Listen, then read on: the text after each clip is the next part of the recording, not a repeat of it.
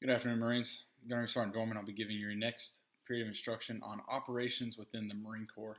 I'd like to start out with a quote from 31st Commandant General James F. Amos from his planning guidance, and that is, "The Marine Corps is America's expeditionary force in readiness, a balanced air-ground logistics team. We are forward deployed and forward engaged, shaping, training, deterring, and responding to all matters of crisis and contingencies. We create options and decision space for our nation's leaders. Alert and ready, we respond to today's crisis with today's force. Today. Responsive and scalable, we team with other services, allies, and interagency partners. We enable and participate in joint and combined operations of any magnitude. And middleweight force, we are light enough to get there quickly, but heavy enough to carry the day upon arrival and capable of operating independent of local infrastructure. We operate throughout the spectrum of threats, irregular, hybrid, conventional, or the shady areas where they overlap. Marines are ready to respond whenever the nation calls and wherever the President may direct." On that, the first operation I'm going to cover are expeditionary operations. This is typically how the Marine Corps is employed. It is a MAGTAF concept, so the Marine Air Ground Task Force, and it is employed the MEF, Marine Expeditionary Force, the MEB, Marine Expeditionary Brigade, and the MU, Marine Expeditionary Unit levels. Major operations and campaigns are a major operation is a series of tactical actions such as battles, engagements, or strikes conducted by combat forces or one of several other services. It is coordinated in time and place to achieve strategic or operational objectives and in an operational area. These actions can occur simultaneously or sequentially in accordance with a common plan. A campaign is a series of related major operations aimed at achieving strategic and operational objectives within a given time and space. Campaigns are joint in nature. Functional and service components conduct supporting operations in support of campaigns. They are often the most extensive joint efforts in terms of time and size of the forces involved and the commitment of other resources.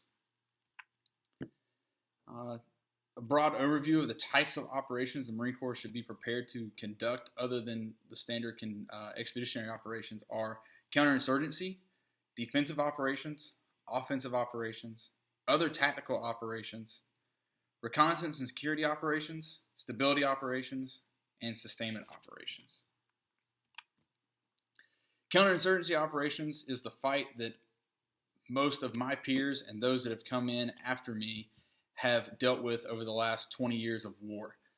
It is the fight against the insurgency in Afghanistan and Iraq and the rise of insurgency in Iraq with the form of ISIS in Syria and Iraq. Counterinsurgency refers to those military, paramilitary, political, economic, psychological, and civic actions taken by a government to defeat an insurgency. Counterinsurgency and insurgency reside within a broad category of conflict known as irregular warfare. Successful practices of counterinsurgency include emphasizing intelligence, gaining intelligence on the network, and acting upon the network to stop that terrorist network or insurgent network. Isolating insurgents from the populace, making sure that you make it to where they are not welcome within a local village or township or just a specific city block of a major populace. Conducting effective, persuasive, and continuous military information support operations. Think of this as MISO or PSYOPs. Distributing out pamphlets to make it look like the insurgents are the bad guy and to not let the local populace allow them to hide amongst them.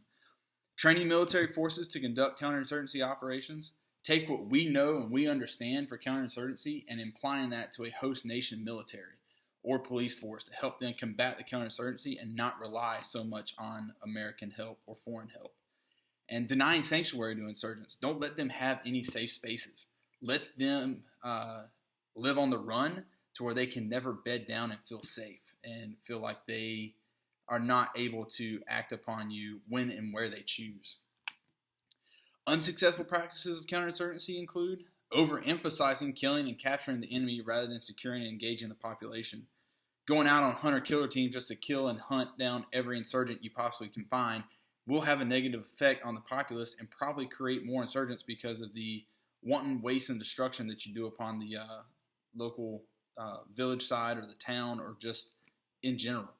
Conducting large-scale operations as the norm, going in to think of Fallujah and Ramadi where we just went in, shut down the entire city, and went house to house, street to street. You can't win an insurgency fighting that way, because you will end up making the population hate you more and cause an uprising in the insurgency. Concentrating military forces on large bases for protection, pulling everybody back to main FOBs is a downside when you're fighting in a counterinsurgency fight, because now you are giving the insurgents freedom of movement when you should be out there projecting yourself in your FOBs and COPs outside of the larger FOBs. Allowing open borders, airspace, and coastlines, you want to limit who you're allowing into that area. And building and training host nation security forces in our image. You want it to be their face on everything they're doing, not our face. Next operations we're going to cover are defensive operations. As in the offense, the MAGTF commander also considers the organization of the battle space for the defense. As with other types of operations, the MAGTF commander organizes his battle space for the defense into 3 areas: a deep, a close, and a rear area, in which the defending force performs specific functions. The MAGTF conducts security operations in its deep area, consistent with the security missions of screen, guard, and cover. The MAGTF's role in the close area is to monitor, facilitate, and support the GCE in operations primarily through resource allocation, give them the resources they need to defend that battle space in the close area. And rear area operations include functions of security and sustainment required to maintain continuity of operations through the entire force. You want to make sure your rear area is secure and that the enemy cannot probe and strike you in your rear area, causing a delay in your supply lines and your other forces that you're trying to bring forward to help that defensive fight.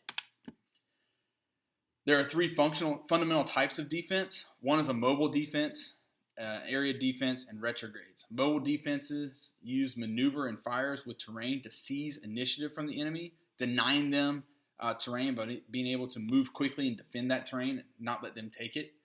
Area defense denies the enemy critical terrain or facilities for a specific amount of time, holding a key mountain pass to not allow the enemy to come through and take in a town that's behind you that gives them a large swath of lines of communication across the AO.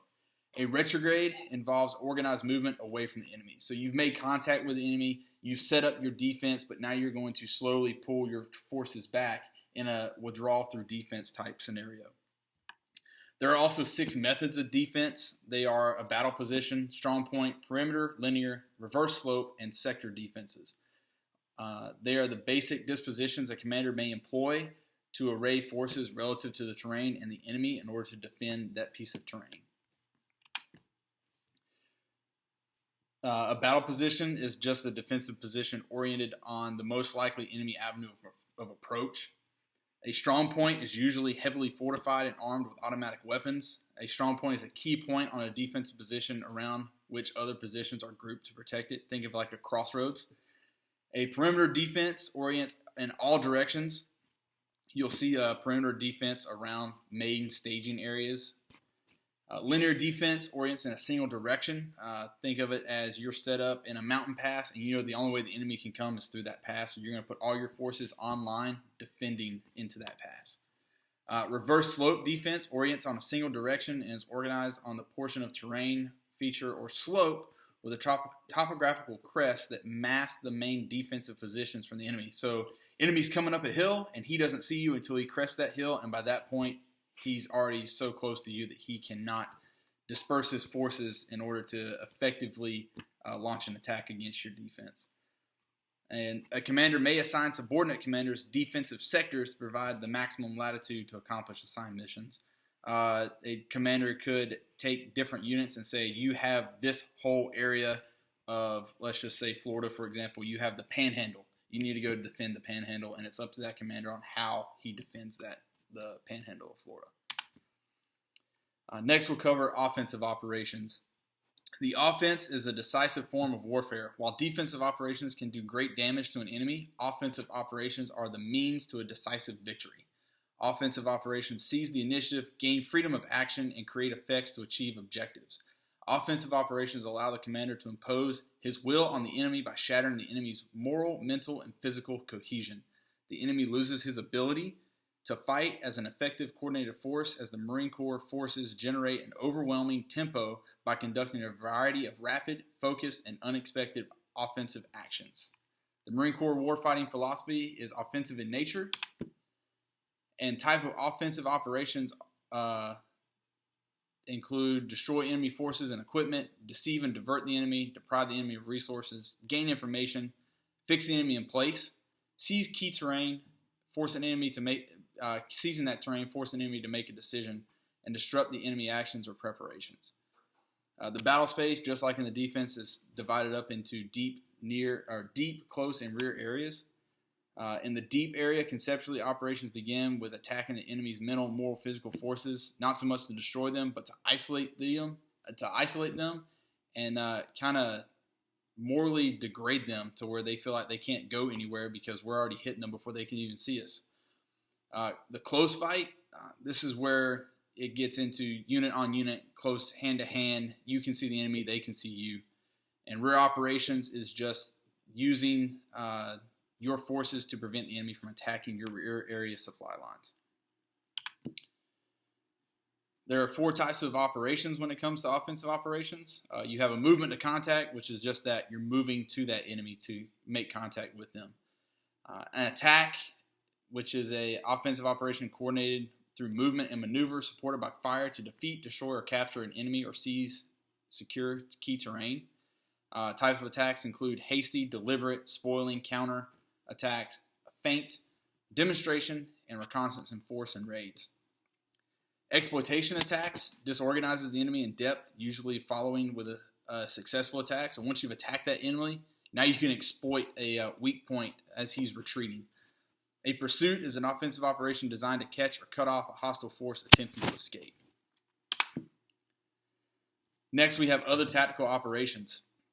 Those include passage of lines, which is where a force and another force pass through each other's area or lines, either forward or rearward, while they are in a defensive or an offensive type of operation. A link up is where 2 friendly forces come together and link up in order to move on into a hostile area. Relief in place, when directed by higher authority, a unit may be called upon to go relieve another unit in place. Basically, they link up with them and they relieve them in their positions they are currently in. Obstacle crossings, this includes all types of breaching operations and river crossings. And then breakout from encirclement. Anytime a unit finds themselves encircled, it is imperative that they commence a breakout operation as quickly as possible, which gives the enemy less time to realize that they have you encircled and allows them to prepare their defense and offensive operations against you. Then we have security and reconnaissance operations. Reconnaissance of some type should always precede a commitment of forces. You should always recon an area before you commit forces to there. Security operations may occur in concert with a variety of MACTAF operations, but security operations and reconnaissance operations always go hand in hand, as recon feeds into what you should be doing for security to defend yourself against the enemy. Recon assets within the MACTAF, at the command element level, you have RADBIN, Force Recon Company from the Recon Battalion, and Intel Battalion. At the ground combat element, think of that division levels. You have light armor reconnaissance, you have counter-battery radar within the artillery regiments, and then you have scout snipers at all the infantry battalions. The air combat element has UAS assets, reconnaissance pods for fixed-wing assets, as well as EW platforms to do both listen and jamming of the enemy. You also have different types of reconnaissance. You have route, area, zone, and force-oriented recons. With security, you have 3 types of missions. You have screen, guard, and cover. A screening force observes, identifies, and reports information. It only fights in self-protection. It does not go out looking for a fight. A screening force provides surveillance and early warning of enemy action, not physical protection. A guarding force protects the main force from attack, direct fire, and ground observation by fighting to gain time while observing and reporting information back to higher. A guarding force differs in a screening force, in that a guarding force contains sufficient combat power to defeat, repel, or fix the lead elements of an enemy ground force. So with the screening force, they don't want to fight, only unless it's in self-protection. But a guarding force, once they do see that enemy, they will commence a fight and delay that enemy until reinforcements can come in. A covering force operates apart from the main force to intercept, engage, and delay, disorganize, and deceive the enemy before he can attack the main body itself. It prevents a surprise attack on the main body of forces in an assault. Lastly, you have stability operations. Stability operations encompass a variety of military missions, tasks, and activities conducted outside the United States in coordination with other instruments and national power. Stability operations seek to maintain or reestablish a safe and secure environment, provide essential governmental services and emergency infrastructure, reconstruction, and humanitarian relief. Think of stability operations as humanitarian assistance, disaster relief operations, post-tsunami or hurricane, going in and assisting with a nation that is having issues with an insurgency of some kind from like Al-Qaeda or ISIS, just going in and helping them to maintain the stability of what they currently have. Finally, we have sustainment operations. Sustainment is the ability to ensure combat forces are provided the support required until the mission is completed. This includes all aspects of the logistics, from pre-positioned material stores to maintaining ship-to-shore lines of communication, bringing in supplies, fuel, bullets, ammunition, or bullets and Band-Aids, and then also from CONUS to OCONUS. Whenever we go forward overseas to a new area, we might not have places like Kuwait that can constantly supply us with the supplies we need to maintain the fight. We're going to have to rely on shipping and air freight to bring our supplies from CONUS to OCONUS to help us maintain that fight. Ladies and gentlemen, that is all on the operations that the Marine Corps needs to be prepared to conduct at a moment's notice. Once again, I'm Gunnery Sergeant Dorman, and that concludes my period of instruction.